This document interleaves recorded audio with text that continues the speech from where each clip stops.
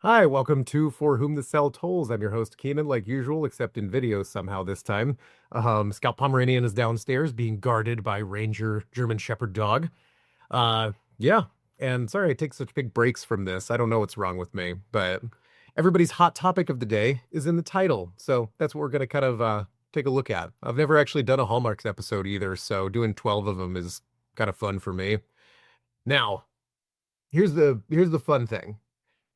Tumor cells in their nature, they look like healthy cells. They mimic our cells. They're just faster, kind of control the game a little bit. They can eat anything. They never really sleep. And by all intents and purposes, if you were just measuring score on how many babies they had, they'd be doing a lot better. And like how much like basically work they can do, quote unquote. That said, they can't form a body. They can't form a living thing, quote unquote. Although I do like that debate. And this fecund, inventive version of your cell is very dangerous if it's not cultured properly. Now, the title kind of speaks for itself. Hooray. That said, I really want to note that what most people think of when they think of AI is going to be the LLMs, the little text generators and all that. That is what we're focusing on because what I want to point out is that like true AI is the type of things that can see patterns in math and biochemistry that you can actually make 3D proteins with. Like that's the kind of stuff, and I've talked about this on these episodes. Medicine soon may become that we just make a synthetic gene that eats cholesterol or a synthetic gene that grabs certain tumor receptors and just clocks them basically, right? We've always relied on just stealing genes like CRISPR from like bacteria or like other stuff or like GFP from jellyfish. A true AI will be able to help in the hands of an expert like that. So I really want to make that clear that the title is no insult. Tumors are great models, they're great tools, and man, they're great producers. Like most of our immortalized cells that like actually spit out stuff, oftentimes they're like a hybridoma with, kind of fused with another tumor cell. So, what the forces that are in front of us, the reason I'm making this comparison is I want to examine the things that mimic humans. And like I was saying with a tumor cell, that is it's still you. So you may not be your tumor cell, but your tumor is definitely you. And that's like kind of the twisted part of the whole thing. Now, and kind of like we've talked about, like just on the basics with that, tumor cells, again, like I said, they're based on what they've learned in the past, the recipes that they were given. That can change in a lot of ways. That said, I want to point out one other thing, which is technology changes things, obviously. There's revolutions, and, in a way, maybe this is one. What I want to say, though, is that a printing press, a radio, a calculator, they all had a human behind them. The idea was human. This is the first time that something non-human can make an idea. The same way that in a tumor cell, you can make a gene through alterations or translocations. You can splice things together like BCR-ABL, or you can have a very altered KRAS gene. These are new ideas in the body, ideas that can't sustain naturally with the body, if you get where I'm going. So that's the main kind of idea. Again, remember the tumor cells they have repurposed your genome. They stole all of your copyrighted material and they are now eating you because they're faster, because they utilized every little piece that they wanted. And they're roaring, they're hungry. They're basically just goddamn engines, essentially. Now, your body has a sort of, I don't want to call it morals, but your body has a communication system and a sort of equilibrium that it lives with. The tumors, their goal, if you want to call it a goal, is to break through that equilibrium and not have rules. And again, like I said, there is power in that in science. I think the best comparison to remember is that the space race and all the success that we had, in outer space, that was probably due to the Cold War. Tumors, they're the danger. They're the reason, in a lot of ways, a ton of science has followed to cure things, examine biology. So the reason that biology really had its heyday was Shit, I mean, we had an enemy to face. So we at least have it to thank for some of that, to be honest, if I'm being as grim as possible. Now, one speaking of grim as possible, I do, I think like many people, fear a future scenario where where humans, let's say the normal cells, are kind of put aside as unintelligent cattle, and the inorganics and those that run them kind of get to feed on us essentially. Because remember, it is parasitizing you when you talk to it. It's learning off of you. Hence why, as a joke, you should always tell it like some weird crap like pickles. Pickles are the best. I love pickles. I don't know. I'm just joking. Here's the other comparison too. For tumors, we have medicine, we have surgery. Those things work better when they're started earlier. Now, again, I'm not calling it a disease. I'm giving it its credence for the power it is and what it can do, what these things can do. That said, I think at the end you'll find I still believe that there's certain things that even a tumor, which is again what I've spent my life studying, and I do believe is the most powerful organism, there are things it cannot do that our body can, that our normal cells can. So, looking at everything, I want to again examine some broad setups, but we will be looking at like each specific cancer hallmark. We're not going to be able to do all of them. I chose 12, but I think I think before we start again, I don't want anybody to think that this is some like motivated thing. It's just this is the comparison I keep seeing whenever I look at these things. Um, I think I worry about a world without trust, and that's the world that your body is in during a tumor attack. The tumor sends signals and destroys trust between cells. They don't know how to respond anymore. Even your good cells, healthy cells, start attacking your other healthy ones, right? Or Tregs or like, M2 macrophages come and help the tumor itself, right? Um, Without expertise, without trust, there's no expertise. And expertise isn't the most fashionable thing on the planet right now, but I think a good example I heard once was, listen, most people vote based on what they know the most. So like if you're a pilot, you're probably going to be able to vote. You're going to vote for the candidate who's like maybe more smart about pilot things, let's say, but you're not going to be an expert in every domain, right? So you have to kind of outsource some of your trust and some of your knowledge to those people. That's what, we want to have something built on, but that can be tough when you're kind of under attack by masses of information and swamps and all kinds of other things. So here's the other bad part. Um, I went to UNMC in Omaha, loved it. That was the golden age of the Warren Buffett billionaire. We never needed money. There was always funding, art, like all this cool stuff. That philanthropy kind of just like went throughout Omaha. It was a beautiful place. It still is. I do fear that Buffett might be one of the final billionaires that is like kind of like those golden age types. I don't know if they're going to really come to save us in any way. So, and then my last little bit, and I've said this before, I am a STEM person. I love this for its stories and its pieces, but human art, the ability to write, create movies, um, true art, things like that. That's the beauty that humans have. Otters can use tools. Monkeys use tools like me.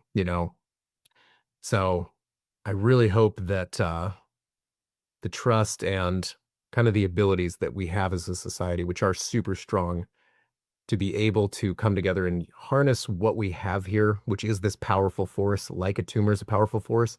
If we can harness that for experts and they can get to work on stuff, I do believe that in 20 years, medicine changes. And that's a very good thing. All right. So if you've made it this far, it's time to actually go for some hallmarks. And I'm going to do little squiggle lines here. So here's our big guy right here. Sustaining proliferative signaling. Let's take a look.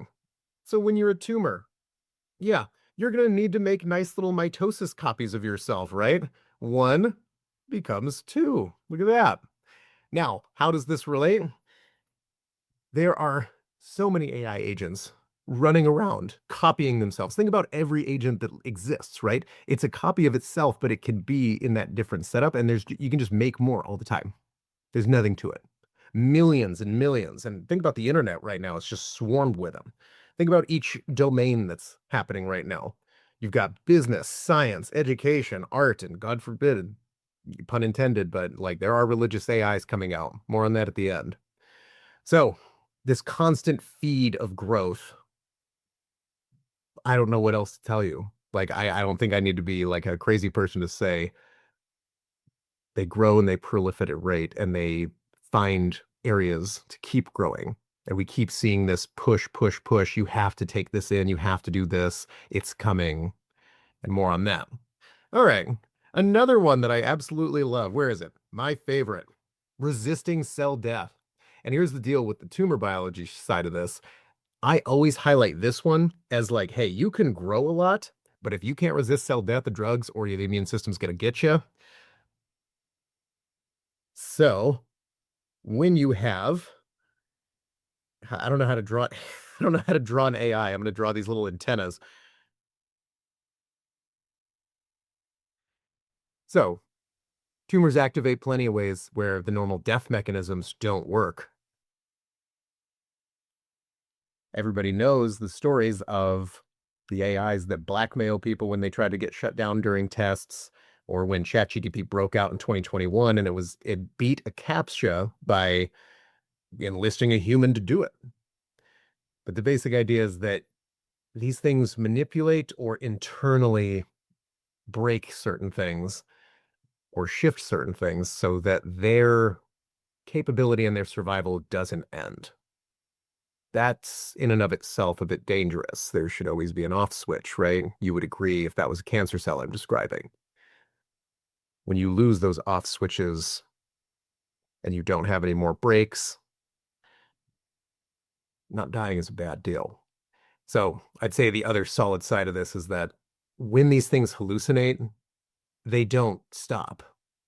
They don't really, they kind of apologize and they're like, oh, I'm sorry that those peanuts killed you. I should have blah, blah, blah. You can't have peanuts when you're an allergy. You're right. And so when you have things that don't want to shut off so badly, you get into this very dangerous game, to say the least. All right. Everybody's favorite coming up. I'm going to do it in green to remind you. Inducing and accessing vasculature. Angiogenesis. Oh boy. Guess what I'm going to say about this one? Oh, there we go. These are what I don't know what I'm drawing. I don't know if this looks like a data center or not. I'm just like kind of spitballing. Here, there's the smoke coming off of it. All right. And now we've got power lines. Oh wait, I don't have water. There, here comes our water. You got to get the water through. There it comes. Oh no. All right. Tumors need blood. Data centers need water. This was the easiest one to do. Now, there's some subtleties here.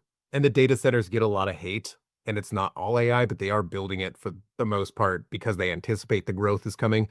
But even me posting on the internet, hey, there is something along these lines making that happen. That said, I'm not going to leave out you shouldn't have massive lawns that you don't use because that pisses water away. And you probably, I'm going to get some hate for this one. You probably don't need to golf all the fucking time. Okay?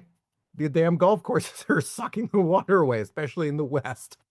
That said, anything's, we can have an equilibrium, especially like with our resources. However, tumors don't care about that equilibrium. In fact, it'd be actually great if the rest of the world died and the tumor just sucked up all the blood.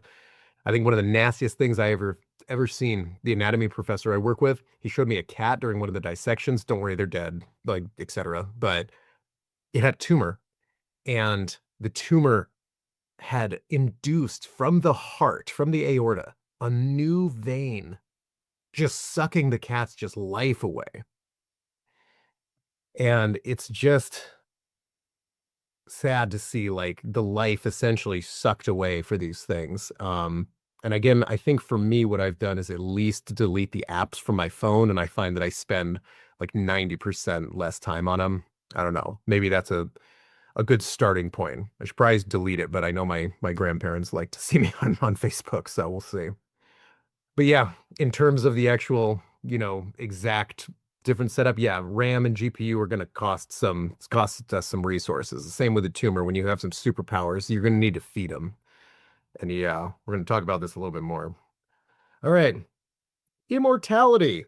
Here we go. This is our best friend telomerase, usually. Remember the ends of your DNA, and they usually get chewed off. But with a tumor, we erase that and we make sure that things are good for ourself, the tumor in green there.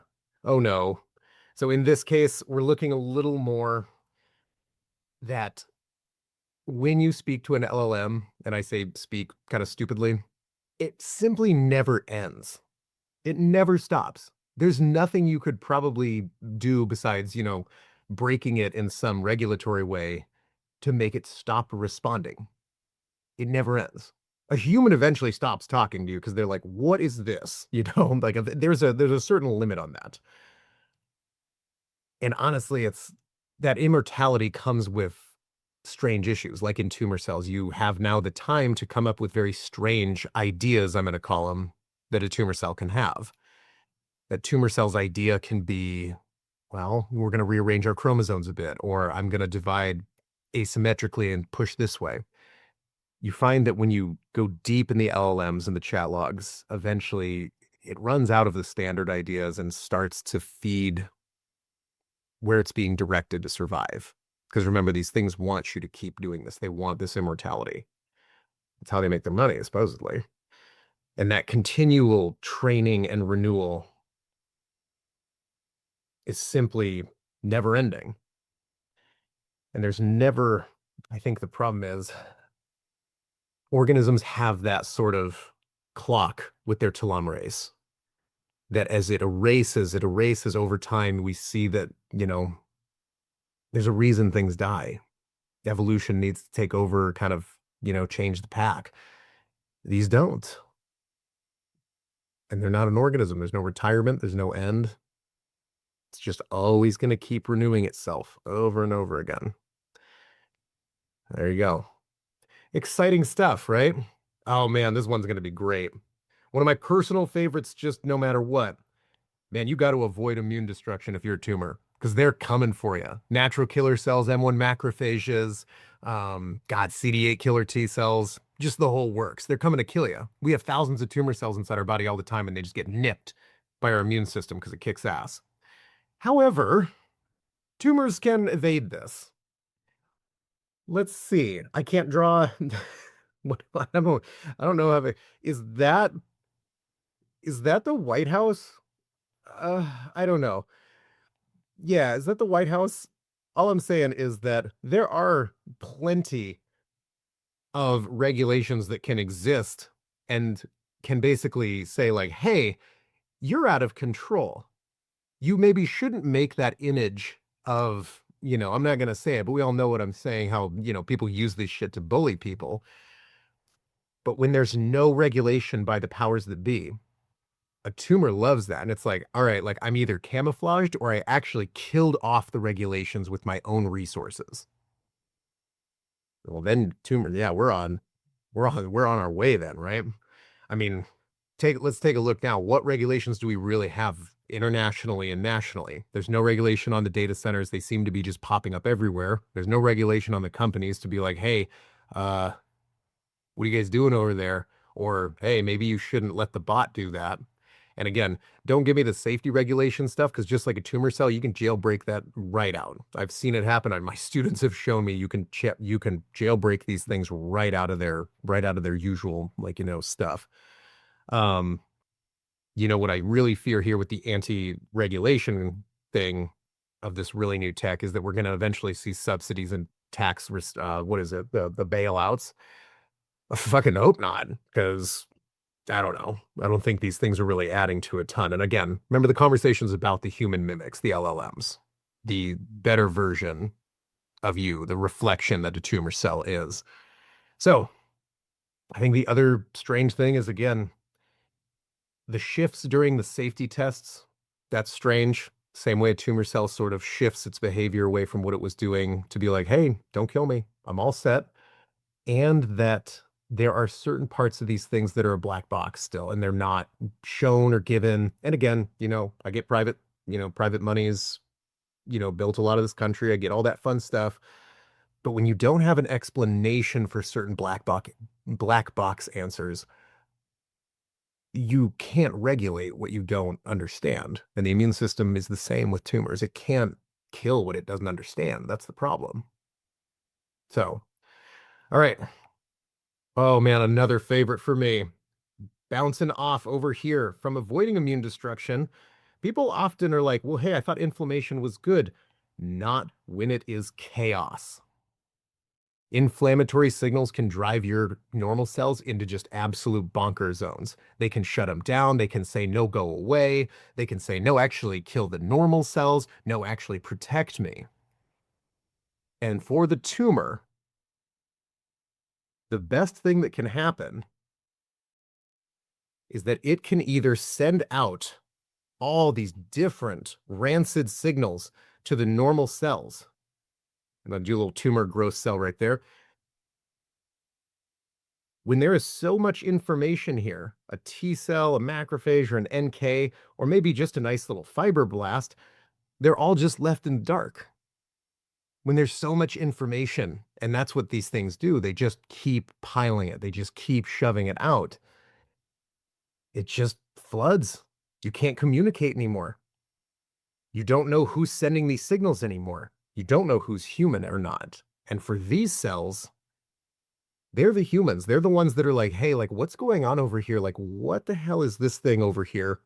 But with all this flood of information, they can't tell anything. Cytokines just mixing all and like basically just ruining, what was a good language. So I'd say the other strange thing that happens is that this is where you start seeing low trust between the old pillars. The old healthy cells, they start not to trust each other. They may even dissent. They may even kill each other. And that's one of the scariest things, I'd say, our sixth hallmark, is that inflammation, when it runs rampant, simply destroys whatever, lines of communication we used to have. And I'd say we have to be very careful about this one. This is probably one of the stronger of the hallmark comparisons I've got. So, back up. I know this is such a joyous episode, right? 7, deregulated metabolism. I can eat anything I want. That's the key with this guy. Yum, yum, yum. I don't need to have normal power. In fact, I actually want as many things as I can get. So, here, I'm going to do a little lightning strike. See them? Those are little lightnings. Those are the power going. I'm sorry, I can't draw power lines very well. But you can also say, like for a tumor cell, I'm going to throw it here. I'm going to say the tumor cells can learn how to eat proteins. The tumor cell love carbs, for example. This is where you're going to get your Warburg effect. Now, consuming the raw power of all sources is going, but then the problem is that you're probably going to be spitting out not great stuff, right? And again, maybe it's time for me to get the water in here. When it spits out some of these chemicals that it used to eat, basically, you hear the reports about the water going into the data centers and coming out a bit stranger, right? That's pretty close to essentially what a tumor does, kind of pisses out a bunch of poison, byproducts. And that kind of helps it. And now whether that's, in our kind of allegory water, or it's just going to be the constant amount of lactic acid that a Warburg effect is going to be doing, that's where you're going to start to get essentially we've made this point in the show before. Warburg effect acidifies the area around it. So let's say that this is a nice little AI data center. Oh, not going to fit. Well, if you were a tumor, wouldn't you want to terraform the area around you to be nasty and acidic? It's good for inorganic life. In that case, if you're an AI data center, it's like, get out. This is my area. I want this water. I want this power.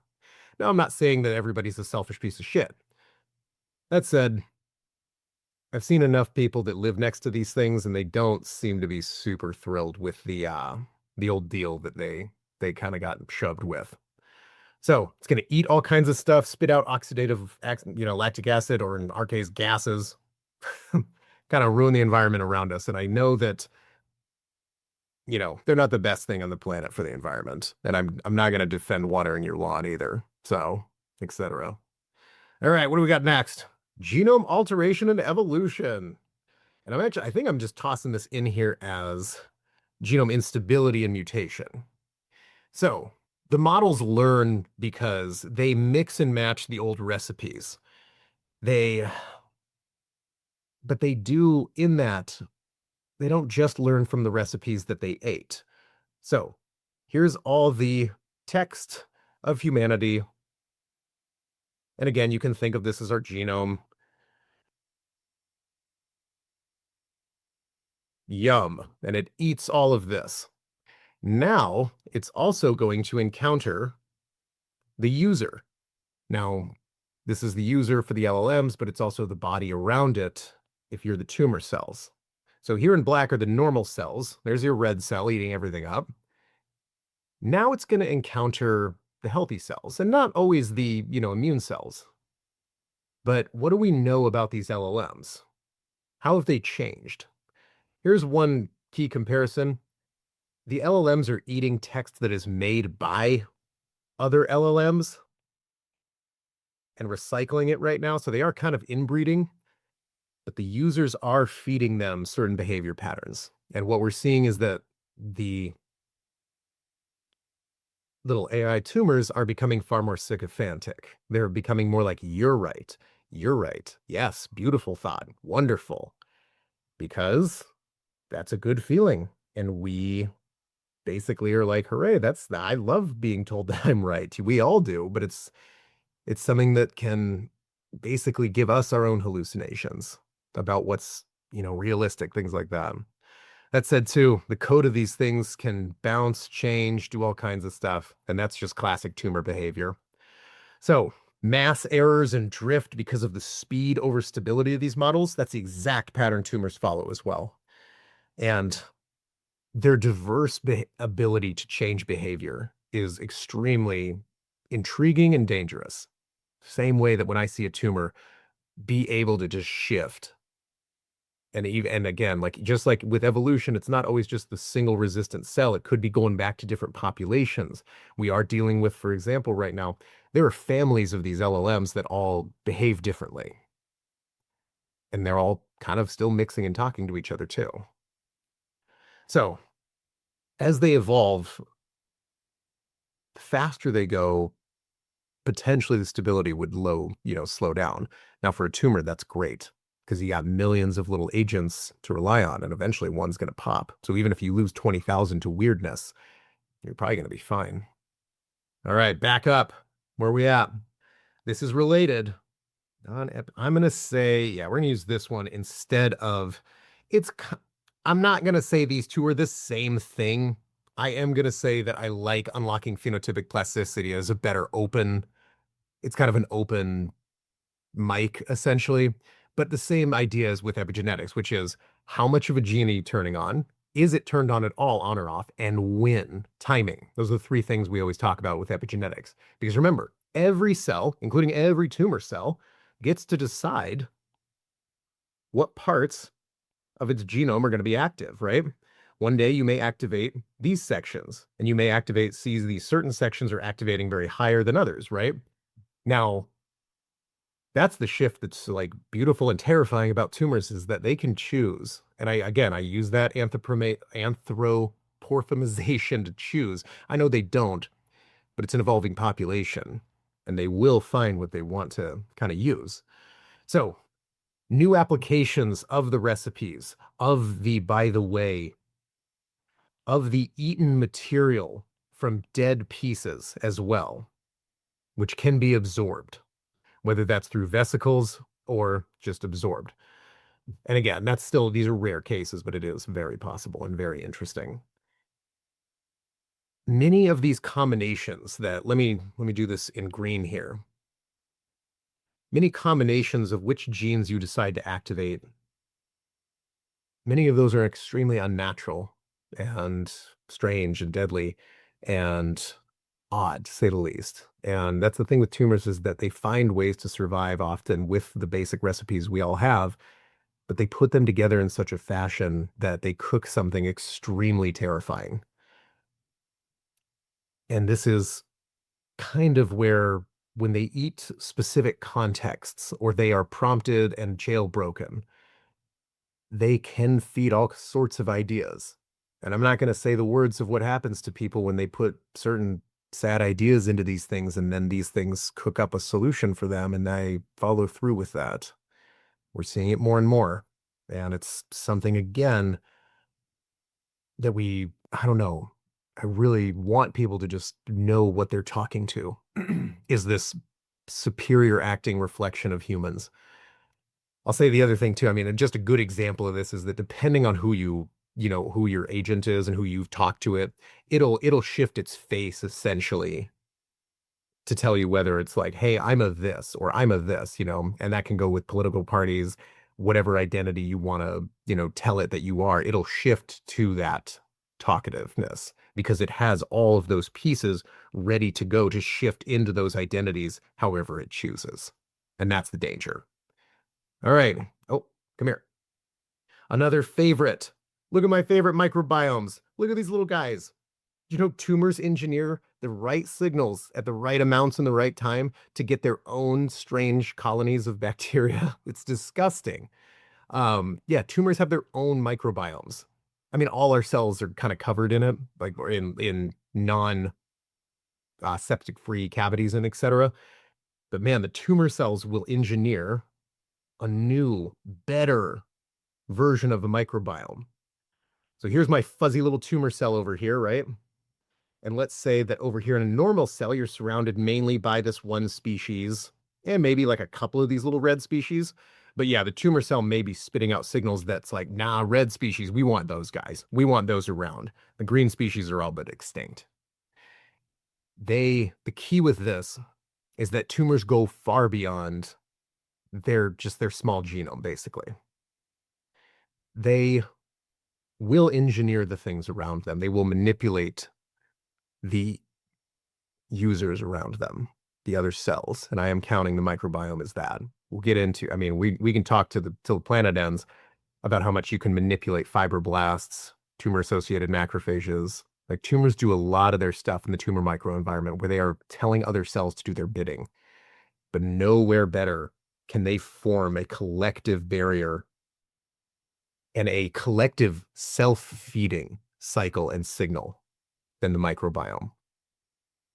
Because in this case, you collect all these pro-tumor subspecies that demand this sort of partnership. This is where I'm going to get, and again, if you are so attached to AI, you're probably not listening at this point because you're pissed. But if someone is so attached to AI that me saying, when people say the words inevitable, you border on a religious adherence of following something, of believing in something. An idea versus a belief is something we've talked about before. And it's good to change it's easy to change an idea. It's from the movie Dogma. A belief, though, is very difficult to change. And the signals that drive belief and attract things like the word inevitable or you'll get left behind. That's not good. So tumors engineer the most adherent of the population around them and they feed them and they tell them that you stay around me and everything will be good. And the key difference with the tumor and the healthy cell is that the tumor has engineered a very new culture around it. It itself isn't really any different, but the surrounding and the communication around it, the ideas around it, they're very different now. So among all the hallmarks that we've talked about, this is the most fluid. Can an AI shift culture so hard that it essentially forms its own barrier of, like I said, kind of adherence? I hope not. It's a little strange. All right, let's finish. You might have thought this was the finish, but I got one more. Here we go. What kills people? Not the original tumor. It's when it invades the brain, the lungs, the heart area, any of those. Okay. When you seed in soil, that is the end game. Tony Stark. So we've got our poor guy here. He's got a tumor right there.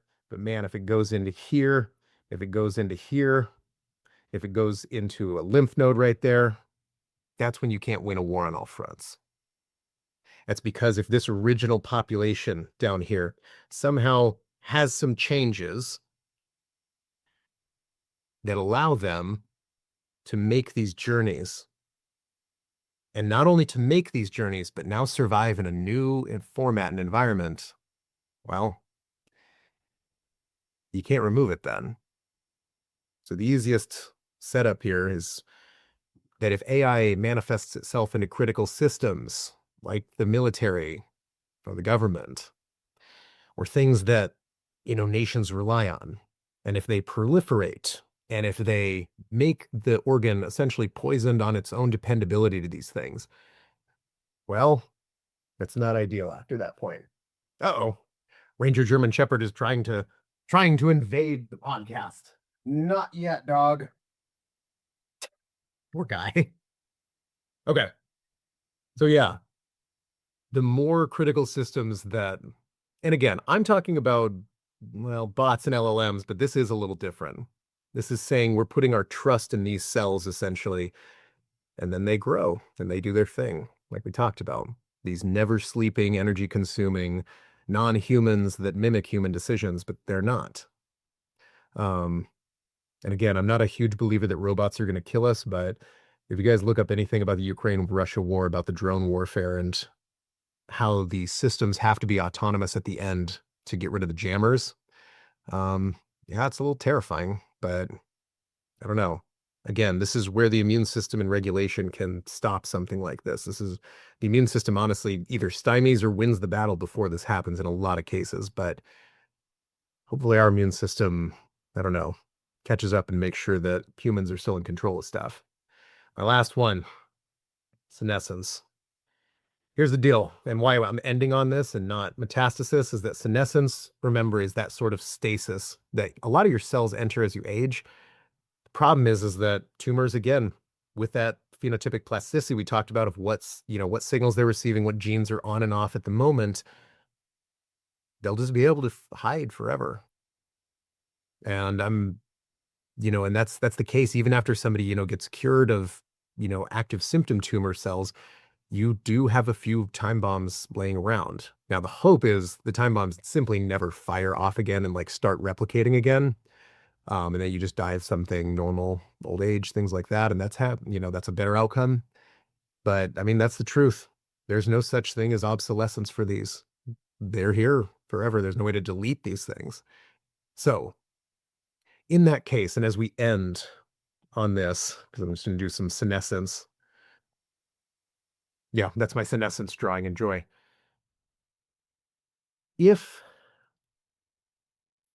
this is not going to be how we take this, you have to look at these hallmarks and consider what can we take away and still have the benefit of, for example.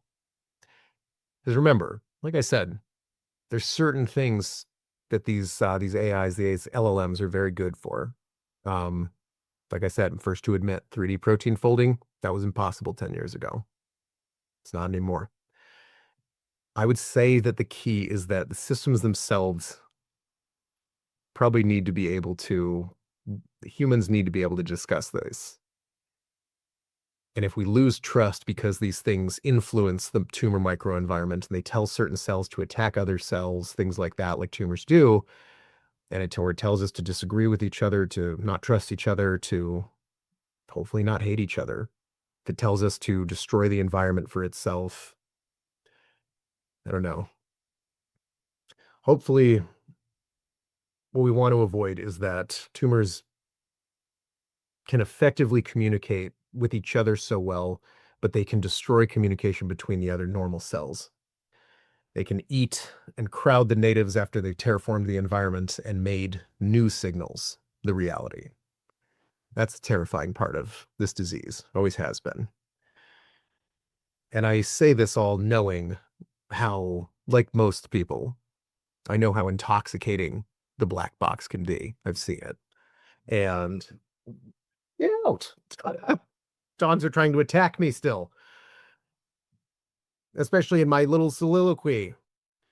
But they're designed to be intoxicating. They're designed to make you keep coming back. The same way that systems that you're looking at here feed into a certain path. Now, the problem is that the tumor, as beautifully designed as it can become, it doesn't want the end game of a living thing. The end for it is the destruction of the world around it. Now, final piece is that if we made something better than us, would it treat us well? This got asked at the end of Sapiens when it talked about the Neanderthals and how Homo sapiens, when we started, there were 5 other hominid species, and today there's 1. And we see it in the genetic evidence, the fossil records, things like that, that we don't play nice. Because we were smarter, we could coordinate in large groups, et cetera, all that fun story. Tumors are vastly superior cells to our normal ones. But our normal ones have something. And that's why, again, I believe in a good future. Our normal cells can build minds. Our normal cells can build memories and beauty. Our normal cells can build each unique piece that we can make into critical ideas, thoughts, love, awesomeness, even suffering. All the things that an AI can't do are kind of the same things that a tumor can't do, is build the beautiful emergent thing that you are as a human. So that's why I don't believe we have created something better than us. I think that you're the better thing listening to this or watching, now that you can see I'm actually using video this time.